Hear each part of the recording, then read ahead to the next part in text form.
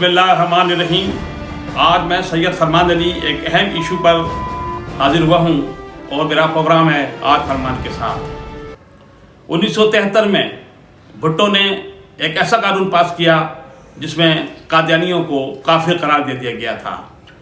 قومی اسمبلی میں یہ قرارداد مولانا مودودی، مولانا شاہ مندورانی اور مفتی محمود نے پیش کی تھی۔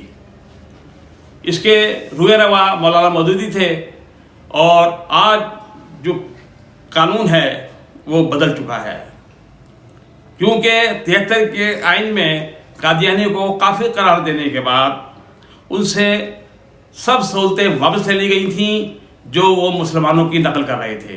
ان کو اذانیں دینا بند کر دی گئی تھیں، مسجدوں میں جانا ان کا بند کر دیا گیا تھا، کیونکہ وہ مسلمان نہیں تھے، وہ غیر مسلم تھے۔ لہذا اس سے قادیانی جو ہے وہ بہت پریشان تھے۔ آج اس قانون کو بدل کر انہیں اقلیت میں قرار دے دیا گیا ہے، ان کو اقلیت تسلیم کر لیا گیا ہے۔ گزشتہ روز انہوں نے ایک وفاقی کابینہ میں اپنا ایک انداز پیش کیا جس میں نیشنل کمیشن برائے اقلیت کمیٹی نے ان کی سفارش کو منظور کرتے ہوئے انہیں اقلیت کا ممبر بنا دیا گیا ہے۔ 1973 میں کافر قرار دینے کے بعد وہ بہت پریشانی کے عالم میں تھے اور انہوں نے 1984 میں پشاور میں ایک گرجا گھر پہ حملہ ہوا تھا جس میں درجنوں آدمی ہلاک ہو گئے تھے۔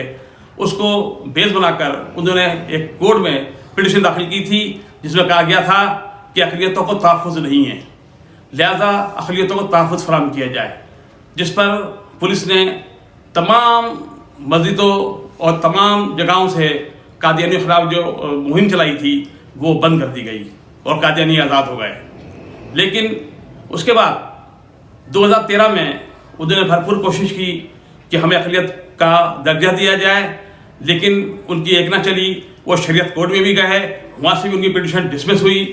اس کے بعد جب وفاقی کابینہ کو انہوں نے ایک درخواست دی جو وفاقی وزیر مذہبی امور کا پہنچی، جنہوں نے اپنے ریمارکس لکھ کے وفاقی کابینہ کو دیے، اور گزشتہ 2 روز قبل نیشنل کمیشن اقلیت میں ان کو ممبرشپ دے دی گئی۔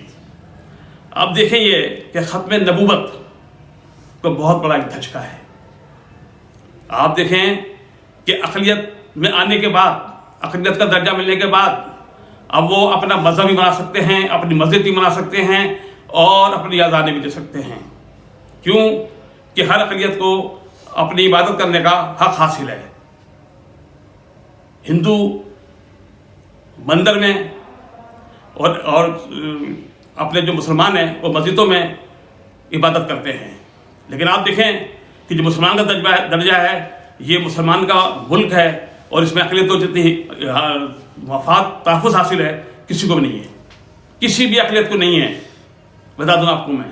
لیکن بات یہ ہے کہ اگر آپ دیکھیں انڈیا کی طرف تو وہاں پر مسلمان کی زیادتی کی جاتی ہے، جو تشدد کیا جاتا ہے وہ سب کے سامنے ہے، لیکن پاکستان ایسا نہیں کرتا۔ پاکستان نے اقلیت کو بہت تحفظ فراہم کیا ہے اور اب اسی اقلیت کے تحفظ کو مدنظر رکھتے ہوئے قادیانی اپنا بھرپور کردار ادا کریں گے۔ لیکن ہمیں اب دیکھنا یہ ہے کہ جو 1973 کے آئین میں جو ترمیم کر کے کافر قرار دیا گیا تھا، جس میں مفتی محمود نے بہت اہم کردار ادا کیا تھا، جو مولانا فضل الرحمان کے والد تھے۔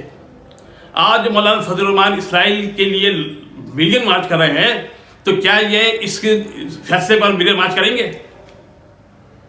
بات یہ ہے کہ ہمیں مسلمانوں کو سوچنا پڑے گا، کیوں کہ ایک اور قانون بھی ساتھ ساتھ پاس ہوا تھا دل ازیا کے دور میں، جس میں اقلیت کو یہ تحفظ دیا گیا تھا کہ وہ الیکشن میں حصہ لے سکتے ہیں اور الیکشن میں اپنی سیٹیں لے کے آ سکتے ہیں۔ اب ان کے کمیشن میں آنے کے بعد، قادیانیوں کے آنے کے بعد، اب قادیانی بھی اپنا نمائندہ کھڑا کرے گا اور اس کو حق حاصل ہوگا کہ وہ ایم ایل اے بن سکتا ہے اور ایم پی بھی بن سکتا ہے۔ اب وہ ساتھ کھڑا ہو گیا ہے مسلمان کے۔ ختم نبوت کا تحفظ بہت ضروری ہے۔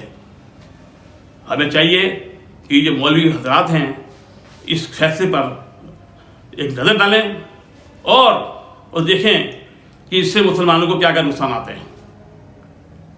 ہندو تو مندر چلا جاتا ہے، عیسائی گرجا گھر چلا جاتا ہے، یہ اب کس جگہ پہ اپنی مسجدیں بنائیں گے؟ کیونکہ مسجدیں ان کی بہت ہیں.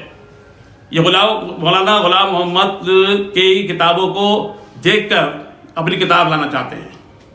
اب اس کی تشہیر بھی ہوگی کیونکہ اقلیت ہیں، اقلیت کو حاصل ہے.